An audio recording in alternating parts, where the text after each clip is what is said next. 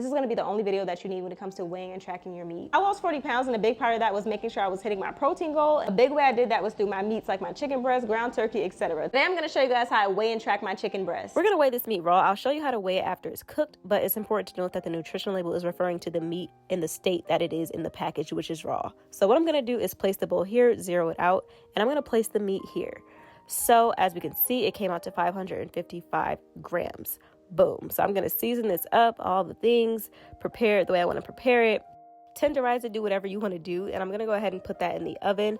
And after it comes out of the oven, I'm going to weigh it all again. And the reason why I'm weighing it after I already weighed it in the beginning is because now I'm dividing it into the meal prep containers. So this is simply for me to just divide the meat out evenly into the 3 containers. So you can eyeball this step, but I do like to be a little bit more specific. So I will weigh all of it out and divide that by 3 because I have 3 servings, 3 containers, and I'll make sure they each weigh that amount. So in this case, we got 128. So I'm going to make sure each container has 128 grams of chicken just to make sure it's all even and all of that. And I know the exact macros for them and nothing's off. So if you end up dividing it out and it ends up being a couple grams off, like this one is 130 grams, it's really not that serious. A couple grams off is not that bad. So I'm going to show you guys how I track this into MyFitnessPal. Hey guys, so how I track this, so I only meal prep my meat and not really full meals. So how I'll do this is I'll track it as a recipe. I'll do create a recipe. I'm gonna go ahead and enter ingredients manually, and I'm gonna call this chicken breast. I'm gonna put serves 3 people. Why? Because I separated it into 3 servings. Next, I'm gonna go to add ingredient. The name of the chicken breast was Bell and Evans. So I'm gonna go here.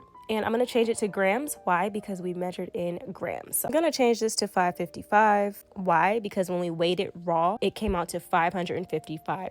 The packaging on the label is referring to the food in the state that it's packaged in. So it's not referring to the food once it's cooked, because meat tends to change in weight before versus after it's cooked. So there are 2 totally different weights. When we put the amount that the entire package was, which was the 555 grams, and we picked 3 servings, right? So it says servings 3. What it does is it tells you the nutrition facts for 1 serving, as we can see. So 1 serving is 198 calories, 44 grams of protein. Whatever number of servings you put, it's gonna manually divide it out. So what I'm gonna do is put save it. Whenever I want to log it, I'm going to put add to diary, and I had 1 serving, boom, everything's perfect. And say I had this for dinner, I'm going to put dinner.